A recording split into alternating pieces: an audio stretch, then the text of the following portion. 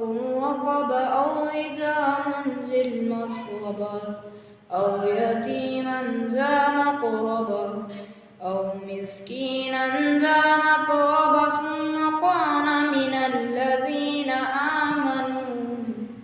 ثم كان من الذين آمنوا وتواصوا بالحق وتواصوا بالمرحمة أولئك أصحاب المشأمة عليهم نار مؤصدة صدق الله العظيم.